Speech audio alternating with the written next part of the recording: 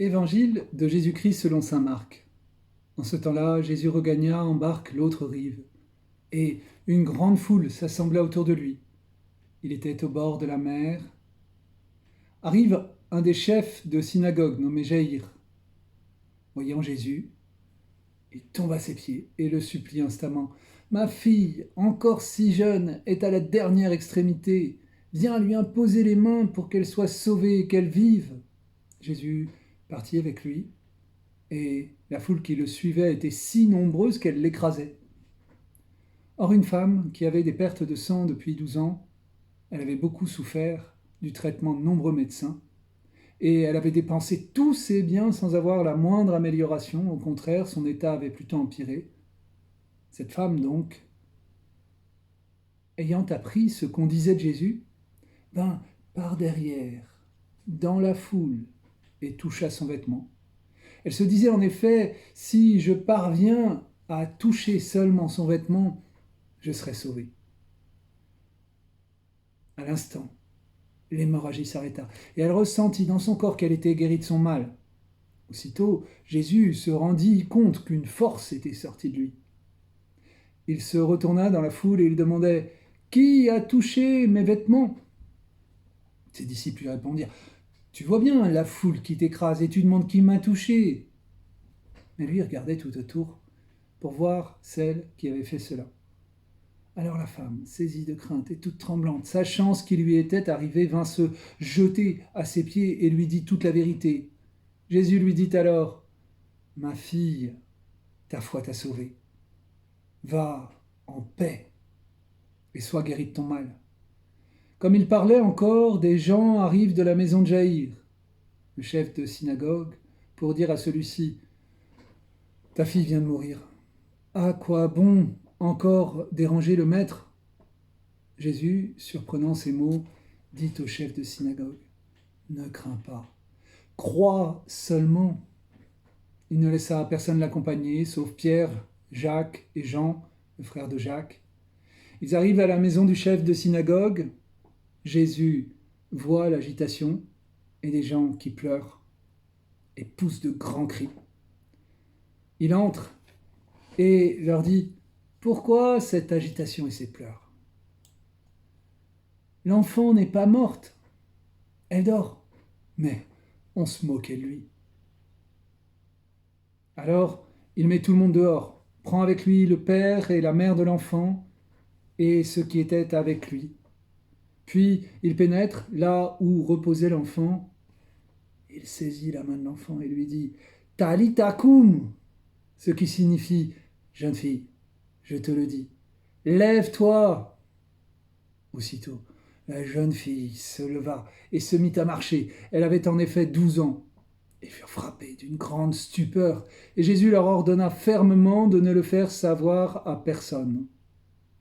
Puis, il leur dit de la faire manger. Acclamons la parole de Dieu.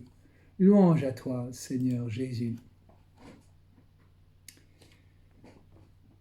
Cet évangile nous parle des pas dans la foi, du passage de la peur à la foi. Jésus dit à l'hémorroïs, en effet, « Ma fille, ta foi t'a sauvée. » Et à Jaïr, « Ne crains pas, crois seulement. » Pour chacun, la rencontre avec Jésus est l'occasion d'un chemin de foi. Et on pourrait même ajouter que le chemin des uns entraîne le chemin des autres. C'est pour cela que ces deux récits sont imbriqués. Contemplons l'itinéraire de foi de chacun des personnages dans le récit. Tout d'abord celui de l'hémorroïs. Au départ, cette femme est dans une situation d'exclusion. Ses pertes de sang dans la loi juive l'empêchent de pratiquer le culte. Elle est impure et doit être purifiée, guérie, pour pouvoir être réintégrée à la communauté. Dans sa situation, elle a dépensé tous ses biens pour se soigner sans aucun résultat. Cela semble désespéré. Mais elle entend parler de Jésus. Elle fait un premier pas dans la foi. Elle va toucher le vêtement de Jésus par derrière, sans se faire voir, ni de Jésus, ni de qui que ce soit. Elle enfreint ainsi la loi, car elle devait se tenir à l'écart normalement, et c'est encore une fois pleine de superstition. Et cela nous est dit, elle est dans la crainte. Elle ne veut pas s'adresser publiquement à Jésus au milieu de cette assemblée, car elle est impure et elle serait exclue. Ce premier pas dans la foi lui a déjà obtenu la guérison. Mais Jésus va la pousser à faire un pas de plus, comme dans bien des rencontres qu'il fait. Un pas de plus pour s'ouvrir à une vraie rencontre avec lui, non pas par derrière caché, mais en face à face, en vis-à-vis, en dialogue, en connaissance. Il lui demande de révéler publiquement son acte de foi devant la foule et devant lui. Cette profession de foi la fait grandir et l'ouvre au salut, c'est-à-dire à une vraie rencontre personnelle avec Jésus. Toute vraie rencontre avec Jésus passe par la parole et un dialogue de foi avec lui. Ensuite, regardons Jaïr, le chef de synagogue. Il a lui aussi un itinéraire de foi très beau que Jésus va accompagner. Au début, il rencontre Jésus. Il le supplie de venir imposer les mains à sa fille pour la guérir. Il y a déjà là une foi en acte, une foi en mouvement. Mais Jésus ne répond pas tout de suite. Il part avec lui. Et il va marcher avec lui. Pour Jaïr, c'est comme un pèlerinage, ou comme la marche des pèlerins d'Emmaüs, en chemin. Il se pose plein de questions. Et l'épisode de la rencontre de Jésus avec cette femme hémorroïs va interpeller Jaïr, probablement, et va faire partie de son cheminement. La réaction, les pas dans la foi de cette femme va pousser, aider, porter Jaïr à aller plus loin lui-même au moment où il va apprendre la mort de sa fille pour garder confiance contre toute espérance. Et puis voilà justement ce moment de l'épreuve. Des gens arrivent de sa maison et viennent lui dire que sa fille est morte.